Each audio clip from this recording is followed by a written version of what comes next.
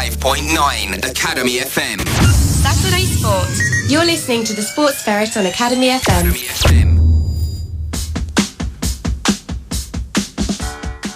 Darts today, Tim. Now, tell us what's your role in the Folkestone Darts League? Currently chairman, fixtures secretary, results secretary and treasurer. Oh, right. So you've got 3 hats there. Okay, so that keeps you 4, busy. yeah. Okay. Now, darts, it's a sport that's... I've been doing lots of research during the week, and it goes back, actually, hundreds of years. Very, very popular. Very slowly, it kind of... Everyone pictures it as a smoky pub game, but it's changed heights, hasn't it? I mean, in the 80s, we had people like Eric Bristow, Jockey Wilson and that, and slovenly lads that used to like play darts and have a beer, but then that image didn't do the game much good, and so some of the TV companies, they didn't like that, so it kind of died a little bit. But now it's rocking again, isn't it? It's got such a high profile, and when you see on the telly the World Championships, how enthusiastic and the crowds are. So from your point of view, Tim, I mean, how long have you been playing? Where did it all start for you?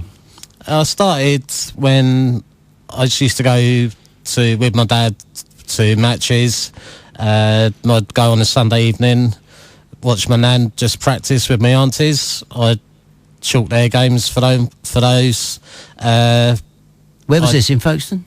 It's in the White Horse in Hawkinge. Okay, yeah, still there, the pub. That's the thing, actually. Some of the pubs, the old school pubs, are not there so much now.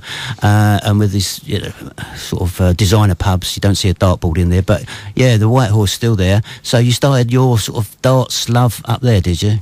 Yep, definitely. Still there. Still going strong. Okay, they've got a team, haven't they?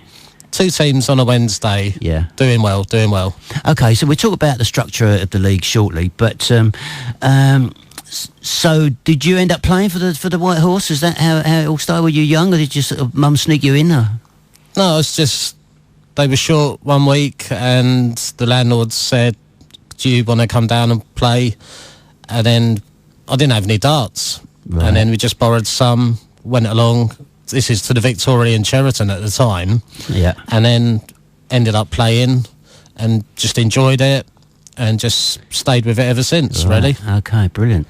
So, I mean, now you've got all these hats on, secretary, treasurer, chairman and stuff like that. Are you still allowed to play competitively for a team? Yeah. Who do you play for? Definitely. White Horse Best Boys. What, the same pub? Yep. Oh, right. Oh, yeah, same pub. The Best Boys, what's all that about then, the Best Boys? Basically, a couple of seasons ago, they were called the White Horse B, and they just wanted to extend it to the Best Boys. Right. Just for a bit of fun. That is another thing, actually, with the top professionals now. They've all got nicknames, haven't they? Yeah, and the walk-on songs. I downloaded a list of songs of the darts players, and I tell you, it'd make a great music show. It really would. About 3 hours of darts songs. You would love it. I tell you, there's some great tracks. So the game now has become really, really popular and global. Is it global now? Quite global? Is it all over the world? Is it crazy? Yeah, they're going to places now that you never would have even dreamt of years ago. Yeah, they're playing out in Abu Dhabi, right? And the money is just astronomical. What the prize money? Oh yeah. The amount of money that you can earn, right? It's beyond your wildest dreams. Yes, you would never have thought it back in the days of Bristow and George. Yeah. I mean, they were good lads, weren't they? They brought the game to the TV, and they were personalities. Eric Bristow, the crafty Cockney, he was a lad, wasn't he? But it's kind of it's very much more professional now, isn't it? Very much more. Yeah, you've got the not uniforms, but you've got the dress code. You have to wear trousers, shoes, dark trousers normally. You can't stand within a certain distance of the player while he's throwing. I'm not sure if it's 5 foot, but you can't get in within a certain distance. No, right. So no, it's really professionally run. Yeah. So, all the days of beer on stage, fags on stage. Yeah, that's gone now. It's all gone. Yeah, it's all gone. Yeah, it's done the game a power of good. Okay, we're going to play a bit of music now. We're going to come back to you, Tim, and I've got loads of sport to get through. So what we've got lined up, let's have a little look on the playlist. What about a bit of Madonna? Bit of Keen there from 2005.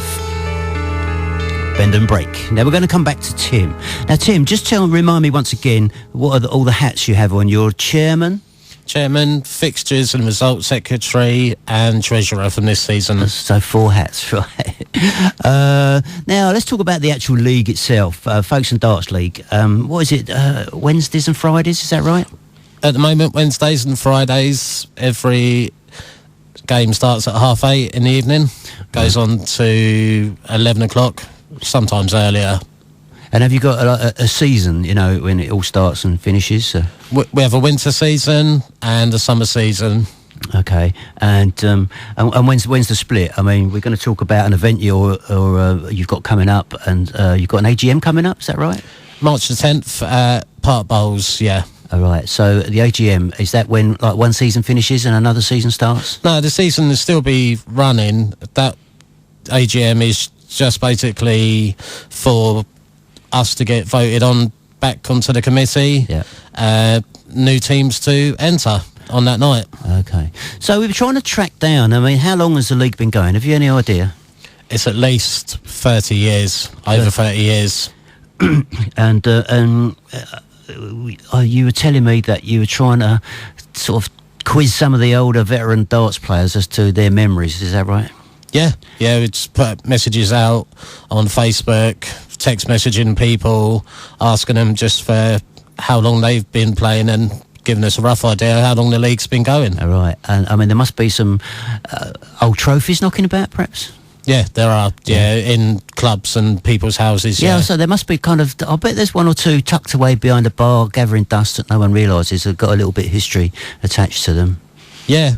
I found one in the railway club with a player with my same surname.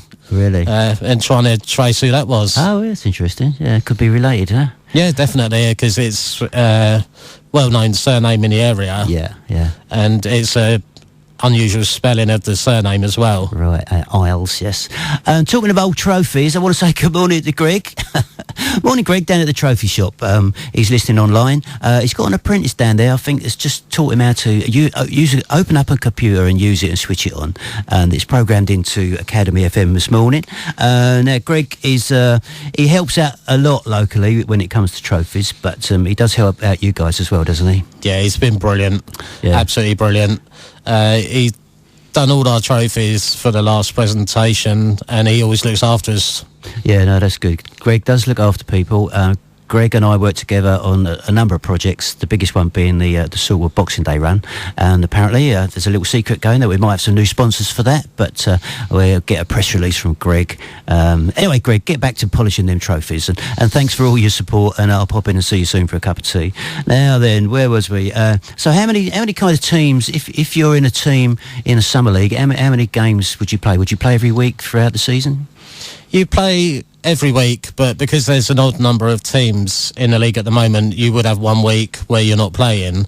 Unfortunately, we are down to short numbers of teams, so we're playing each other 4 times a season, which isn't ideal, I know, but that's what we've got at the moment. So today we're going to go out and we're going to try to get more teams into the league. Oh, I see. So you're going to do a recruitment drive, are you? Yeah, definitely. Okay. There's at least 24 venues out there that don't have teams. So come in, join in. Okay. Today, tell us what you're doing today. We're going to leave here today. We're going to go up to Capel and then drop into the pubs up there. We're going to come back into Folkestone, down into Hive.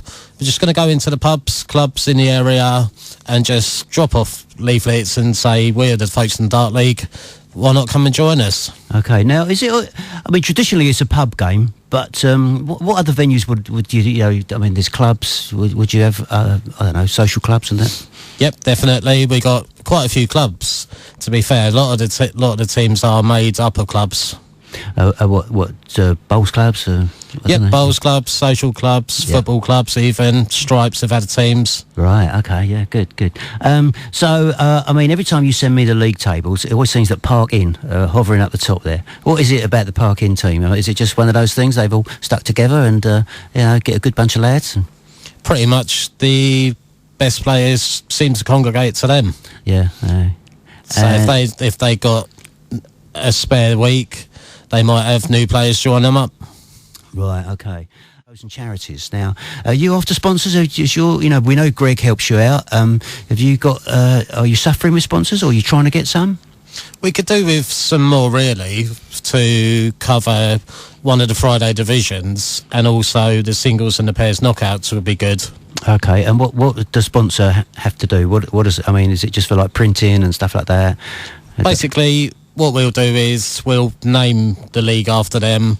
We'll take one of their business cards. We'll put those on the fixture lists that go out to all the pubs. Okay. And then it'll be prominent in all the pubs, and they'll get all the attention that way. So they get some business out of it, we hope. Yeah, definitely, yeah. Right. Yeah, we've got 2 sponsors coming up for the new season, so people are coming on board. Good. Now, you're saying you've got a chosen charity as well? Yeah, Triumph for Thomas. Basically, it's a lad from Chatham who I used to work with years ago. His son was born with a disease which there's no cure for, and it's not a lot is known about it as well. And it's just to raise awareness and to raise money for him, because there's a good chance, unfortunately, that he won't reach adolescence. Right, okay. So it's quite sad. Yeah, right. Well, good. Like, at least you're doing some good out of it anyway, having a game of darts and helping. What was the charity called again? Triumph for Thomas. Triumph for Thomas, right. Yeah, so all we're asking is, on the evenings that you're playing, if you want to instigate some fines, say if anyone scores under 26, start off the board. Okay. Anything silly, just bung 10p in a pot. Oh, that's a good idea. They'll order up at the end of the season. Oh, brilliant. That's great news. Good. Now, okay, darts. You got some AGMs coming up. I mean, but have you ever, you know, in your sort of presentation evenings, do you attract the big darts players to the town? Definitely, yeah. We've had Colin Lloyd twice. Brilliant night that was. Bobby George, Terry Jenkins, Peter Manley, Ted Hankey, Darryl Fitton. Big one this year, though. Who's that? Wayne Mardell. Oh, Wayne Mardell, right. Yeah. Okay. Yeah, looking forward to that one. See if we can find his song in a minute. We'll have time to play it.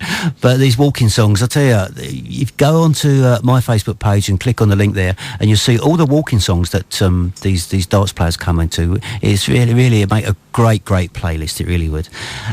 So these star players, they come to your function, and all the lads try and take him on. Have they been beaten? I mean, are they really that good, consistently good all the time? They are good, but sometimes they will let you win, but sometimes they won't. Right. And sometimes they get beaten themselves, and it puts them out a bit. Yeah. We had Keith from the committee.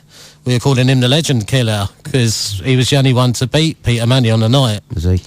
So, yeah, he's got a reputation for being a legend killer. Oh, right. Who's that? That's Keith Robinson. Keith Robinson. Well done, Keith. We look out for you round the pubs, the legend.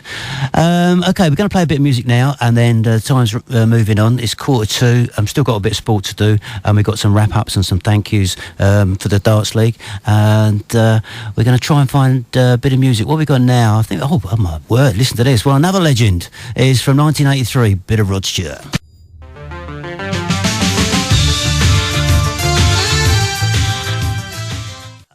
How many teams have you got in the leagues now then? At the moment, on a Wednesday, just 10 teams in the league. On a Friday, we're looking at 14 teams. Right. Okay. So we need to get more. We want more. Yeah. We want more places to go, new places to go. Yeah. Just come in for one season, if only. Right. And then if you don't enjoy it, you're not tied up to anything. You don't have to stay. But it's an inexpensive sport, inexpensive night out. Right. And is Folkestone typical that you're trying to get recruitment? I mean, are there other towns like, I don't know, Dover, Maidstone, are they under strength when it comes to darts teams? Sadly not. No, we are very under strength for some reason. Hence going out today. Dover have got about 36 teams on a Friday. Oh, have they? Oh, wow. Deal have got 5 divisions, just men's divisions on a Monday. So we're trying to boost it back up to where we were years ago. Yeah. And do you ever sort of play invitation games? You invite teams from, I don't know, I won't say touring teams, but let's say teams outside the area come down and have a game? We haven't at the moment, but it's definitely something to look at in the future. Right. To just boost morale and just boost maybe attendance at the league. Right, brilliant. So now then, if someone, gang of lads at work want to play darts, get a team together, how do they do it? How do they get in touch? We've got the website, Folkestone Darts League. They can go on there. There's a forum on there where they can post a note just saying that they want to join the league. They can get me on Facebook, or they can contact me on my mobile number. Okay, well, we'll put all that up on my Facebook page. But I suppose the thing is, if there's a gang of lads at work that haven't got a venue, what would you suggest, that they kind of form a B team of another pub or something? Definitely.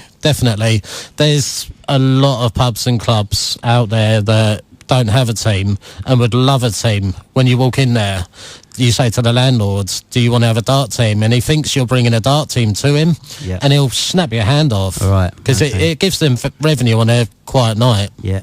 Right, brilliant. So, guys out there, if you're thinking of starting a team, perhaps you have a little dabble at lunch break, or when it's time for a cuppa, you think, right, get the darts out, lads. Why not get a team together, approach a pub? Would that be the best thing to do? Or definitely a venue? Is. Yeah, definitely. Yeah. Ask me about it. We'll dispel the myths, because you don't have to be as good as you see on the TV. That's just hours of practice and dedication. I mean, this is just a sociable night out with the lads, with the mates, adding new friends as well. Okay, Tim, thanks for coming in, and we've got to wrap up now. Time's getting on, but it's amazing how quickly this hour just flies by. So, fellas out there, darts, it's been going for years. We want to keep it going in Folkestone. We want to make the leagues bigger. Tim's out on a recruitment drive. Have a look on my Facebook page later on today. We'll have all the details and the links across to Tim's page. Tim, thanks for coming in. It's been really good. To be honest, we haven't spoke about the major game, about the PBC or the BDO, about the money that's in the game, but this was really sort of grassroots darts. So thanks for coming in, and good luck with your recruitment drive. Thanks very much. Thank you. Okay, now next week we've got a lady talking about a basketball charity game coming up. That's Bernadette Lamb, and we're going to be joined by Sam Miller for a new running club up in Hawkins. This is Kevin Daly, the Sports Ferret, and I'll catch you next week. 105.9 Academy FM. The sound of Folkestone. 105.9 Academy FM. The Saturday Sports Show, brought to you by the Natural Health Centre in Folkestone, giving your body the mobility and well-being it deserves. 105.9 Academy FM.